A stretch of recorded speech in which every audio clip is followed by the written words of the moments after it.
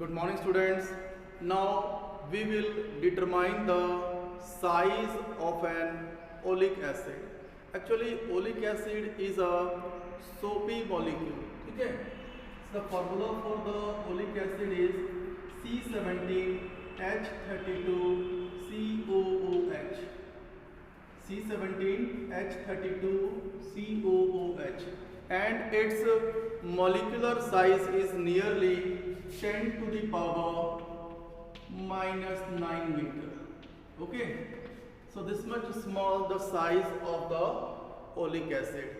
See here, why we are taking only oleic acid? Because oleic acid forms the monomolecular layer.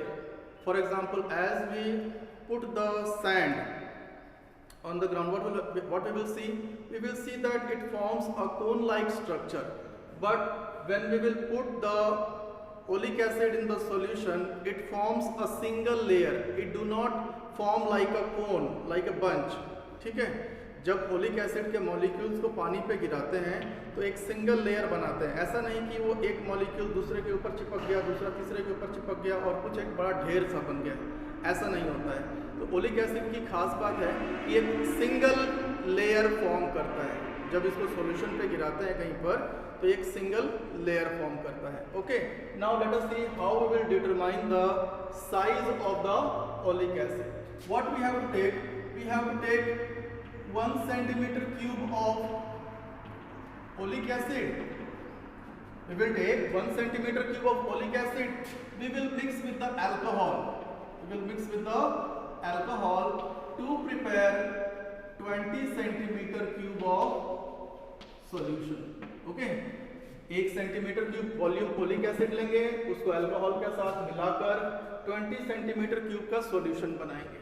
फिर इस 20 centimetre cube बने हुए solution में से वापस हम लोग 1 सेंटीमीटर क्यूब सॉल्यूशन लेंगे और अल्कोहल के साथ मिलाएंगे और फिर उसके बाद 20 सेंटीमीटर क्यूब सॉल्यूशन दोबारा बनाएंगे। समझ में आई बात?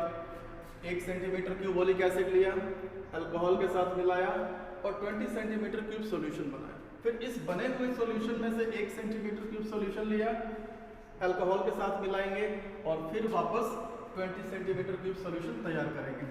तो क्या हुआ यहाँ पे? Concentration of oleic acid in the solution is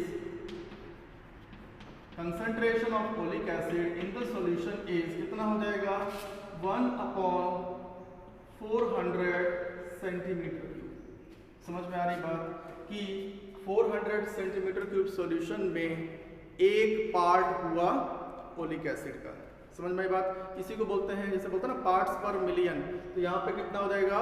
parts पर 400, यानी 1 part of oleic acid in 400 part of the solution. ठीक है? Now what we will do? We will take a large trough. ठीक है, हम लोग एक बड़ा सा ट्रफ लेंगे और इसके अंदर क्या कर देंगे? पानी भर देंगे।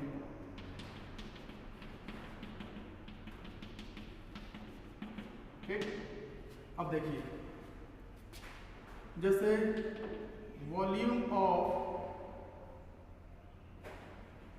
n drops of oleic acid, अगर एक ओलिक एसिड के ड्रॉप का वॉल्यूम V है, अगर एक ओलिक एसिड सपोज एक ओलिक एसिड के ड्रॉप का जो वॉल्यूम V है, तो n ड्रॉप्स का वॉल्यूम कितना हो जाएगा? n into V। If volume of 1 single drop, जैसे एक छोटा सा ड्रॉप है तो small r with the radius of that, अगर एक छोटे से ड्रॉप का वॉल्यूम 4/3 पाई आर क्यूब है तो n का कितना हो जाएगा? नेचुरल सी बात है, n into 4/3 pi r cube. उसी तरीके से हमने यहाँ पे निकाल लिया कि n into V with the volume of n drops of oleic acid. ठीक है, तो volume of n drops of oleic oleic acid in the solution, उस सॉल्यूशन में n drops of oleic acid कितना रहेगा? तो n ड्रॉप्स का जो एक कंसंट्रेशन था ना 1, तो कितना हो जाएगा ये Nv इंटू 1/400, ठीक है। Volume of n drops of oleic acid in the solution, यहाँ पर था कि 1/400 पार्ट था, एक का कितना है वॉल्यूम V है, तो n का कितना है n इंटू V, तो टोटल जो वॉल्यूम ओलिक एसिड का वो कितना रहेगा इस सॉल्यूशन के अंदर, तो Nv into 1/400।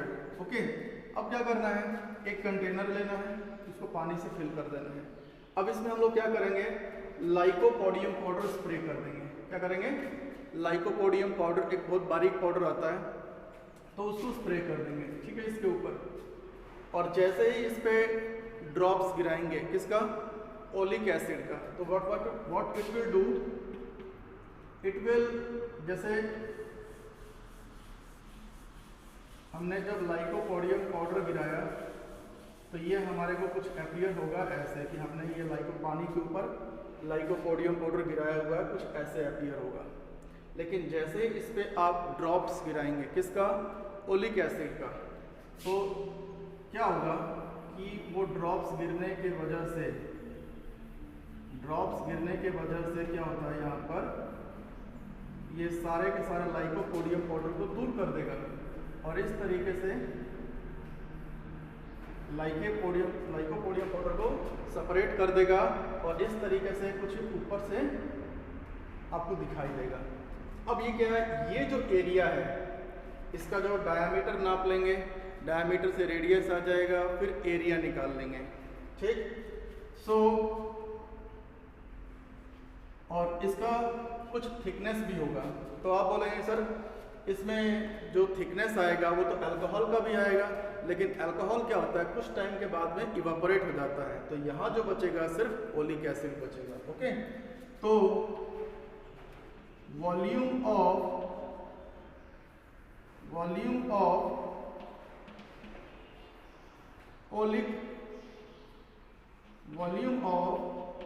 Oleic acid in the solution is equal to, लिख सकते हैं, area multiplied by thickness.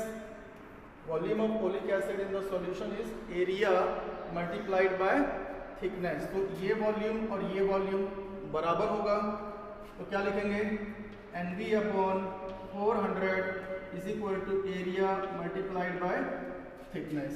So thickness कैसे निकालेंगे, T is equal to Nv/400 into, in this way thickness of the oleic acid is calculated. Okay, thank you.